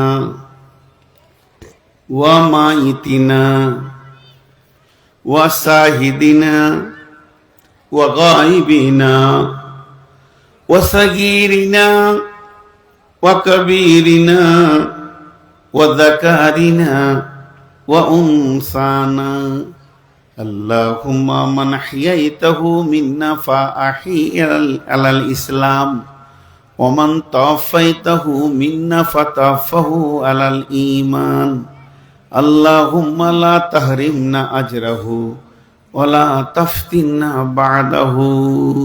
কটা হলো? গুনে নেই, 16টা হলো। 16 বার বললাম, 16 বার বললাম। কাকে সামনে রেখে? মাইয়াতকে। সবাই বলেন মাইয়াতকে সামনে রেখে কবার বললাম? তা মাইয়াতের জন্য কবার বললাম? একবার। বাকি কটা জীবিত জন্য। লে ভেজাল। যাকে কেন্দ্র করে এত রাস্তা সফর করে এসে আমি জানাজা পড়ছি, ওকে বললাম একবার, আর আমরা নিলাম 15 বার। তাহলে জীবিত রাস্তা আছে, জীবিত পথ আছে, জীবিত পথকে ঠিক করারও রাস্তা আছে। বুঝেন? এবার চলে যান। কবর এমন একটি জায়গা, 40 বছরের বাঁচার জীবনটা 40 সেকেন্ডে আলা বুঝে নিবেন। প্রথম প্রশ্ন মান রব্বুকা, দ্বিতীয় প্রশ্ন মা দীনুকা, তৃতীয় প্রশ্ন মান নবিয়ুকা। মান রব্বুকা রব্বি আল্লাহ, মা দীনুকা দীনুল ইসলাম, মান নবিয়ুকা নবী মুহাম্মাদুর রাসূলুল্লাহ সাল্লাল্লাহু আলাইহি ওয়াসাল্লাম। এখানে কি ভেজাল রয়েছে দেখেন তো, কত তথ্য কথা রয়েছে। হাজী ওসমান গনি যে বললেন কবরটা হচ্ছে আখিরাতের প্রথম মঞ্জিল, যে কবরে বেঁচে যাবে সব জায়গায় বেঁচে যাবে। হলো? এটা জমাই রাখেন। আর এই হাদিসে বলছে কবরে প্রশ্ন করা হবে 3টি, মান রব্ব, তোর রবকে, তোর দিন কি, তোর নবীকে। নামাজের প্রশ্ন নাই, রোজার প্রশ্ন নাই, হজের প্রশ্ন নাই, জাকাতের প্রশ্ন নাই, প্রশ্ন নাই হালালের প্রশ্ন নাই, হারামের প্রশ্ন নাই, সুদের প্রশ্ন নাই, জুয়ার প্রশ্ন নাই, মার্ডারের প্রশ্ন নাই, জেনার প্রশ্ন নাই, ব্যভিচার, লুচ্চামি, বেপরদা, লাফাঙ্গিরি, পৃথিবীতে যত হারাম রয়েছে এর প্রশ্ন নাই, হালালের প্রশ্ন নাই। যেখানে আমার পরীক্ষাতে প্রশ্নই আসবে না যে বইটা থেকে, ও বইটা আমি পড়ব না, ও বইটা আমি দেখব না। সামনে ফেব্রুয়ারিতে আমার মাধ্যমিক পরীক্ষা, কোনোদিন আমি অন্য কিতাব পড়ব না, যেটা আমার পরীক্ষা আসবে সেটাই আমি পড়ব। অতএব মুসলমান এখন ধ্যান দিয়ে পড়ে যান, রব্বি আল্লাহ দীনুল ইসলাম, নবী মুহাম্মদ সাল্লাল্লাহু আলাইহি ওয়াসাল্লাম। খালি এটা মুখস্থ করেন, রব্বি আল্লাহ দীনুল ইসলাম। কারণ জীবনের প্রথম পরীক্ষায় আপনাকে এক চান্সে পাস করতে হবে। আর 3টে প্রশ্নের উত্তর হলো রব্বি আল্লাহ দীনুল ইসলাম, নবী মুহাম্মদুর রাসূলুল্লাহ সাল্লাল্লাহু আলাইহি ওয়াসাল্লাম। নামাজ রোজা করে কোনো লাভ হবে না। বেনামাজি কটা খুশি হয়ে গেল, বলছে মৌলবিটা ডেট নিবি তাড়াতাড়ি। হ্যাঁ, নামাজ রোজার প্রশ্ন এটা করবো কেন? আমার প্রশ্নটা বুঝার চেষ্টা করেন। যার আমার প্রশ্নই আসবে না সেটা আমি করব কেন? আবার একটা গল্প শোনাবো। আমার নামে প্রচার আছে যে হাদিস কোরআন জানে না, খালি গল্প শোনাই। তা আপনাদেরকে আবার গল্প শোনাইছি। আর জামিরুল এসেছিল, আমাদের অনেক ছোট, অনেক গলা গজল বললে শুনতেও ভালো লাগছে। ছেলে মানুষ গলা, আমিও বলেছি ছোটকালে, এখন আর হয় না। কিন্তু আমার প্রশ্নটা আপনারা বুঝেন, প্রশ্ন বুঝলে উত্তর বুঝতে পারবেন। প্রশ্নটাই যদি না বুঝেন তাহলে উত্তর বুঝবেন না। যে আমার কবরে তো নামাজ রোজার প্রশ্ন আসছে, তা নামাজ রোজা করে কি করব? বেনামাজি কটা আরো নামাজ ছেড়ে দিলে দেখে লেগা। একজনের গরু ঢুকে গেছে মসজিদে, ইমাম সাহেব বলছে কার গরু রে? লম্বা লম্বা সিং, আর ইমাম সাহেব বুড়া মানুষ মসজিদের এক কোণে লুকিয়ে আছে, তোর গরু লে যা। তো যার গরু সে বলছে, ইমাম সাহেব আপনার হুঁশ আছে? আপনি একটা আলেম মানুষ চিল্লাইছেন কেন? বলছে গরু সিং দেখে ভয় লাগছে। তা আপনারও তো হুঁশ কম। ও গরু মসজিদ ঢুকেছে, আমি কোনোদিন ঢুকি? অহংকারের সত্য বলছে, আমাকে কোনোদিন মসজিদে দেখেছেন? বেনামাজি কত খোশ। উত্তরগুলো নেন। তিনটে প্রশ্নের উত্তর কি করে দিবেন? তিনটে প্রশ্নের উত্তর করে কি দিবেন দেখেন। পৃথিবীর সব থেকে বড় সাবজেক্টের নাম হলো রব। জোরে বলেন কি? রব, আল্লাহর পরিচয়। এর উপরে কোনো সাবজেক্টই নেই। এটা রাসূলুল্লাহ সাল্লাম যে ক্লিয়ার পড়িয়ে দিতে পারবে তাও নাই। শুনে খারাপ লাগছে, তা নাই। রাসূলুল্লাহ সাল্লাম তো সবই শিখিয়ে গেছেন। তিনাকে একত্ববাদের, বহুত্ববাদ ভেঙে একত্ববাদের মেসেঞ্জার বা প্রফেসর করে পাঠানো হয়েছিল। তিনি একত্ববাদের, তৌহিদবাদের মেন শিক্ষা দিয়েছেন। কিন্তু তার থেকেও ভালো শিক্ষা কে দেবেন? আল্লাহ। তার থেকে ভালো শিক্ষককে? রাসূলুল্লাহ সাল্লাম থেকে ভালো শিক্ষককে? আল্লাহর নাম নিতে অসুবিধা আছে? জোরে বলেন আল্লাহ। সেই আল্লাহ আমাদেরকে আলামে আরওয়াতে যখনই আত্মাগুলো জন্ম হয়ে গেল আদমের পিঠ থেকে, তো প্রথম শব্দ দিলেন আলাস্তু বিরব্বিকুম, আমি কি তোমাদের প্রভু নই? আমি কি তোমাদের রব নই? তাহলে প্রথম শিক্ষা পেলাম রব। আর সারা দুনিয়াটা রবের ওপরে ভরসা করে জিন্দেগি করতে হবে। ও আলা রব্বিহিম ইয়াতাওয়াক্কালুন, খাওয়াতে উঠাতে বসাতে লেনদেন চলাফেরা বিপদ আপদ সব কিছুতে আল্লাহকে ধরে থাকতে হবে। আর সেই রবের গোলামি করতে হবে। গোলামি করতে করতে শেষ নিঃশ্বাস পর্যন্ত রবের ওপরে বিশ্বাস রাখতে হবে। যখনই রবকে সঙ্গে রেখে দিবেন তো কবরে প্রথম প্রশ্ন হচ্ছে মান রব্বুকা। মিলল না? যে সাবজেক্টের উপরে আল্লাহ ক্লাস করেছে সেই সাবজেক্টের উপর আল্লাহ প্রশ্ন করেছে। কত সুন্দর। এবার একটা উদাহরণ দিব। আপনাদের যে গ্রামে বিদ্যুৎগুলো জ্বলছে, আলোগুলো, লাইট জ্বলছে, ফ্যান ঘুরছে, এটা কোথাকার বিদ্যুৎ? বলে না? ফারাক্কা, এনটিপিসি। তাই তো, ফারাক্কা তো আপনাদের বরণীর বিদ্যুৎ। এবার বলেন, বিদ্যুৎটা তৈরি হচ্ছে কোথায়? বরণীতে। সেখানে টারবাইন আছে, তাপ বিদ্যুৎ হোক জলবিদ্যুৎ হোক, টারবাইনটাকে ঘোরানো হচ্ছে, ঘুরিয়ে তার ভিতর থেকে বিদ্যুৎ তৈরি হচ্ছে। ওই টারবাইনওয়ালার উদ্দেশ্যটা কি? সরকারের উদ্দেশ্য কি? যে এইখানে বিদ্যুৎ তৈরি হবে, এই বিদ্যুৎ তারে খুঁটিতে টান মেরে অ্যাঙ্গেল দিয়ে নাট বোল্ট দিয়ে টানতে টানতে 33 লাখকে আবার ভাগ করে 11,000 নিয়ে এসে হরিপুরে ঘুরিয়ে তার থেকে 440 220 করে তারপরে আপনার ঘরে প্লাস্টিক জড়ানো তার দিয়ে ভরে ছোট্ট একটা কুটিরে আলো জ্বলছে, আঁধারটা আলো হয়ে গেল। কোথা বরণীতে টারবাইন ঘুরছে আর আপনার ঘর আলো হচ্ছে। সাপ আছে না বিচ্ছু আছে আপনি দেখতে পেয়েছেন। হাজি ভাই, আপনি যদি বলেন মাঝে তার গলা দরকার নাই, অ্যাঙ্গেলের দরকার নাই, নাটের দরকার নাই, এত টানের দরকার নাই, এত চলবে? বরণীতে আমরা ও ঘুরুক পাই পাই করে আমার ঘরে বাল্ব লাগিয়ে দেবো, মাঝে কোনো তার নাই, জ্বলবে? বন্ধুরে আমার, আল্লাহ তাবারাক ওয়া তাআলা রব নামে সম্পদটা আপনার হাতে আলামে আরওয়াতে ধরিয়ে দিলেন, আমার হাতে ধরিয়ে দিলেন। আলাস্তু বিরব্বিকুম ক্বালু বালা।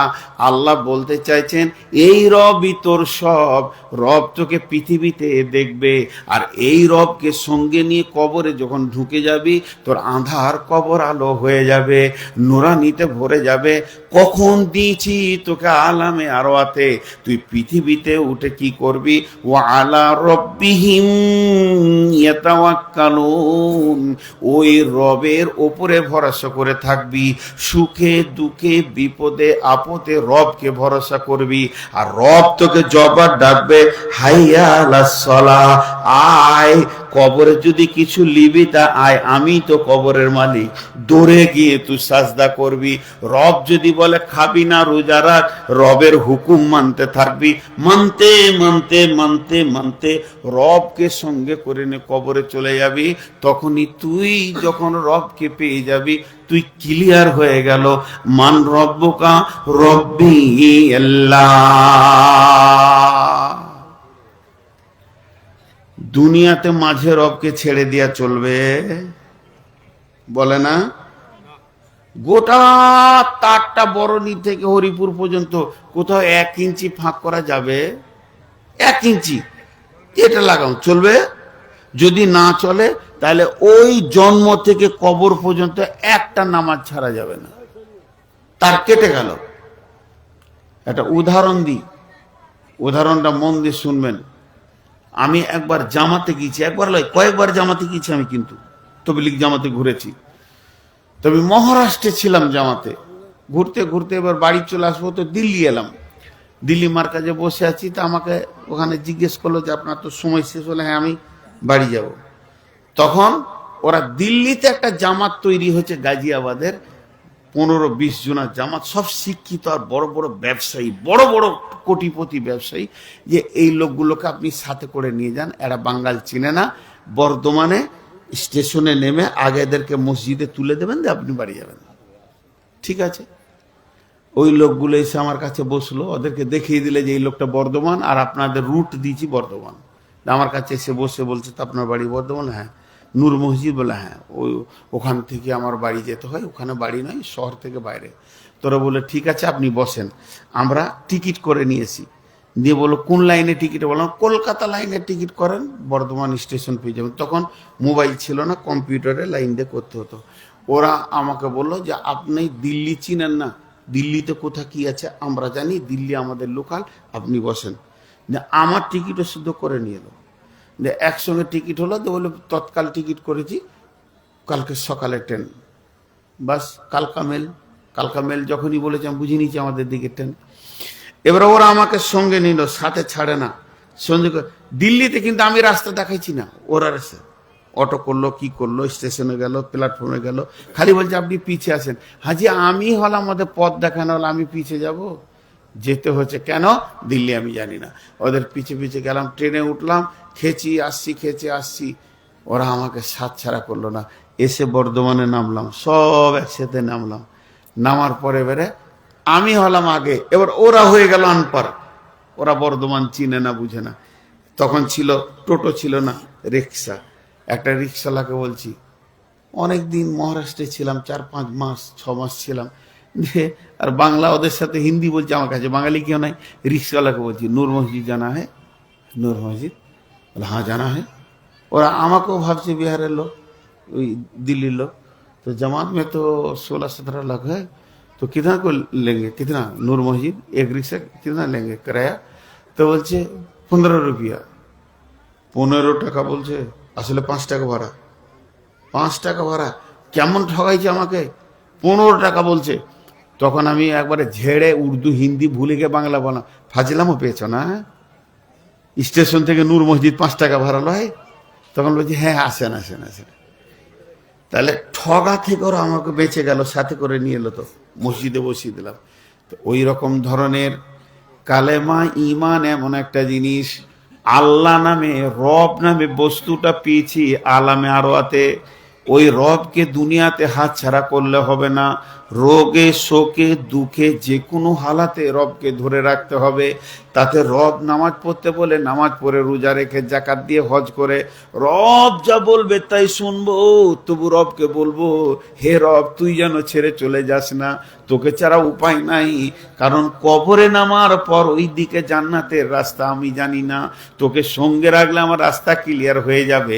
এই রব কিনে যদি কবরে যেতে পারেন, কবরে যখনই বলবে মান রব্বুকা, তুমি বলবে রব্বি আল্লাহ। আল্লাহ বলবে গোলাম রে তুমি আমার হয়ে গেছো, আমি তোমার হয়ে গেছি, আর তোমার চিন্তা নাই। এবার জান্নাতে কি করে নিয়ে যেতে হয় আমি দেখে নিব। অতএব রব হলো আমাদের বড় সম্পদ। উঠিয়ের নামে আর 10 মিনিট বাইন করে ছেড়ে দেবো, কারণ কালেকশন করতে হবে কিছু। দ্বিতীয় প্রশ্ন হচ্ছে মা দিনুকা, তোমার দিন কি? ওই রেখে দেন, পরে বলবো। আমি তো বললাম যে 10 মিনিট পর বলবো না, ওটুকু সুযোগ। দ্বিতীয় প্রশ্ন হচ্ছে মা দিনুকা, তোমার দিন কি? দিন বলতে তোমার নীতি, তোমার চলাফেরা, তোমার ইজিম, তোমার রুলস, তোমার প্রসিডিওর, তুমি কোন নীতি মেনে চলো, সেই আমাদের নীতির নাম কি? ইসলাম। নীতির নাম কি? ইসলাম। বুক ভরে বলবো ইসলাম থাকলে তো বলবো। হ্যাঁ, আমার কাছে ইসলাম নাই। একটা নাস্তিক আর একটা আস্তিক দুজন প্লেনে যাত্রা করছে, যাচ্ছে ইংল্যান্ড, ভারত থেকে। একজন মৌলানা, একজন নাস্তিক। তো উল্টা পাল্টি প্রশ্ন করতে করতে নাস্তিকটা শেষ প্রশ্ন করলো যে ইসলাম পরিপূর্ণ আছে এরকম একটা দেশ দেখান, না পারবেন তো একটা রাজ্য দেখান, না পারবেন তো একটা জেলা দেখান, না পারবেন তো একটা পঞ্চায়েত দেখান, না পারবেন তো একটা গ্রাম দেখান, না পারবেন তো একটা লোক দেখান, যাকে দেখলে বুঝে নিব যে এর কাছে পরিপূর্ণ ইসলাম আছে। আমাদের ইসলাম পরিপূর্ণ কারো কাছে নেই। ইসলাম অনেক আগে মারা গেছে, ইসলামের জানাজা হয়ে গেছে, দাফন হয়ে গেছে, মুখে ইসলাম আছে গো, পরিপূর্ণ ইসলাম নেই। পরিপূর্ণ ইসলাম। মান নবিউকা, তোমার নবীকে? নবী আমার মুহাম্মাদুর রাসূলুল্লাহ সাল্লাল্লাহু আলাইহি সাল্লাম। তাহলে লা ইলাহা ইল্লাল্লাহ এ তৌহিদ, মুহাম্মাদুর রাসূলুল্লাহ এ रिसाला, ला इलाहा इल्लल्लाह दिखाने का चीज नहीं है, मुहम्मदुर रसूलुल्लाह छुपाने का नहीं है, ला इलाहा इल्लल्लाह दिखा नहीं सकता, मुहम्मदुर रसूलुल्लाह छुपा नहीं सकता। আল্লাহকে যেমন দেখা যায়নি, লা ইলাহাটা অন্তরের ব্যাপার, এটা কোনোদিন দেখা যাবে না। কিন্তু একটা লোকের কাছে মুহাম্মাদুর রাসূলুল্লাহ আছে কিনা চোখে দেখলি বলে দিব। গাল চাঁচা বলছে আমি মুহাম্মাদুর রাসূলুল্লাহ, তুই ঝোঁটা আছিস। বাম হাতে পানি মারছে, বলছে আমি মুহাম্মাদুর রাসূলুল্লাহকে মানি, তুই ঝোঁটা মাল। চলাতে, উঠাতে, ফিরাতে, পেশাবে, পায়খানে, শোয়াতে, সফরে, কোনো জায়গায় তোমাকে নবীকে পাওয়া যেছে না, তোমার ভাষাতে পাওয়া যেছে না। তোমার দাঁড়ানটা রসুলের মতো নয়, তোমার কথাটা রসুলের মতো নয়। তুমি মানুষকে বিরক্তিকর কথা বলো, কথার মাঝে তুমি কথা বলো, তুমি বাম দিকে থুতু ফেলো না ডান দিকে থুতু ফেলো, তুমি বাড়ি চালাতে চালাতে গুটকা ভরেছো মুখে, পিচ করে ডান দিকে মেরে দিলে। নবী মোহাম্মদ এরকম মারেনি। তুমি যখন কাজ করবে সূক্ষ্ম থেকে, নবীজি পেশাব কেমন করে করেছেন, একজন খ্রিস্টান দার্শনিক বলেছেন উনি এমন একজন গুরু ছিলেন, ওর শিক্ষাটা পায়খানাতে পেশাবখানায় ঢুকে গেছে। এমন শিক্ষক পৃথিবীতে আসেনি। রাসূলুল্লাহ সাল্লাল্লাহু আলাইহি ওয়াসাল্লাম শুধু ক্লাসে পড়াননি, নবীজি পায়খানাতে পড়িয়েছেন। পায়খানা ঢুকবেন কোন পায়ে, বের হবেন কোন পায়ে, বসবেন কেমন করে, মাথায় হাত দেবেন কেমন করে, তাহারাত করবেন কি করে, কিভাবে বের হবেন, কত কথা পায়খানায় বলেছেন, পেশাবখানায় কত কথা বলেছেন। শুধু তাই নয়, স্বামী স্ত্রী একটা লেপের তলায় ঢুকে যাবেন, শিখানো নবী মোহাম্মদ কথা বলবে। তুমি বিবির সঙ্গে কেমন করে মিলবে, কেমন করে গোসল করবে, সন্তান জন্ম নেবে, নাম কি রাখবে, নবী মোহাম্মদের ক্লাস কোথাও বাকি নাই। বিয়ে বাড়িতে নবী মোহাম্মদের ক্লাস আছে। কেমন করে বউ দেখা শুরু হবে, বউটা কে দেখবে, ছেলে দেখবে, ছেলের বাপ নয়, ভাই নয়, বন্ধু নয়।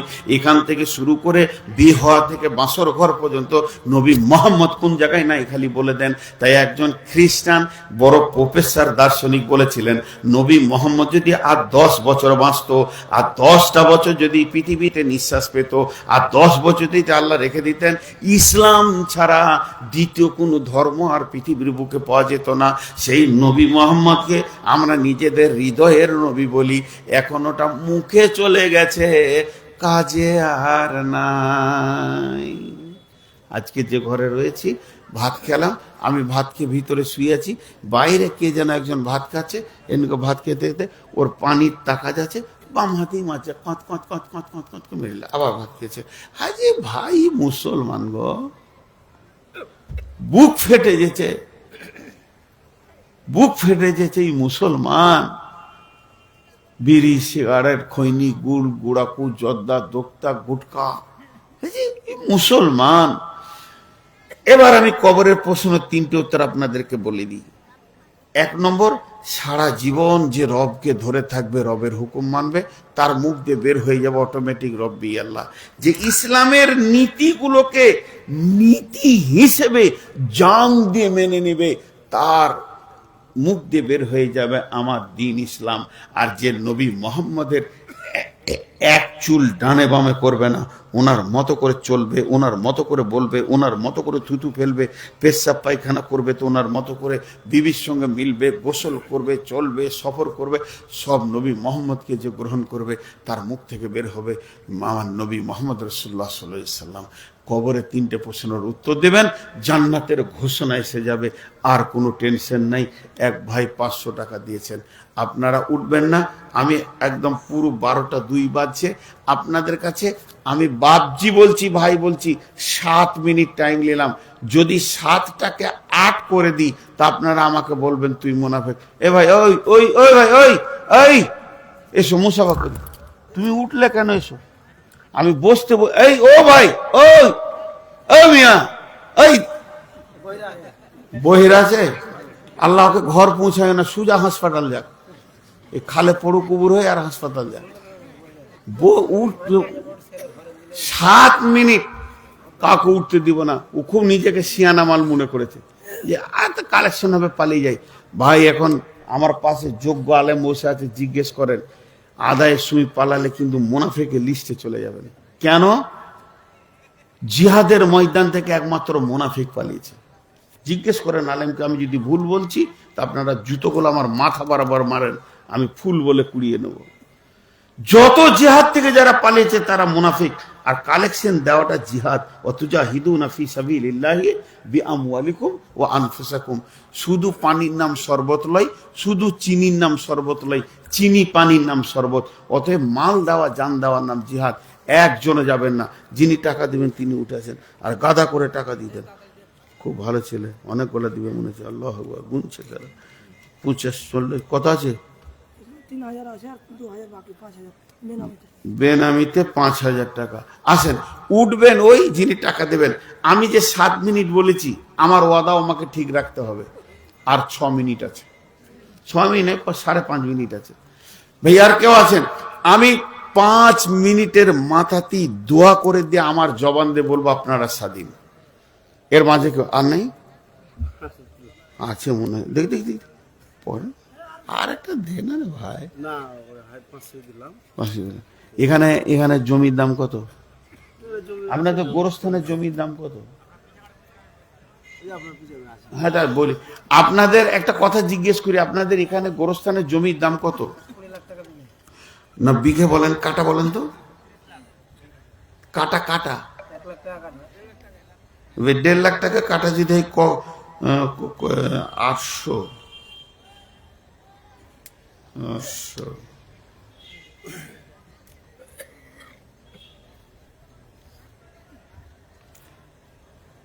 1.5 লাখ, ওই মোটামুটি ধরেন 12,000 টাকা পড়বে একটা কবর।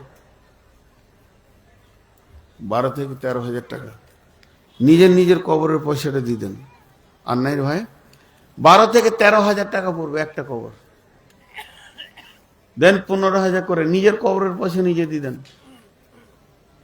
কেউ আসেন ভাই?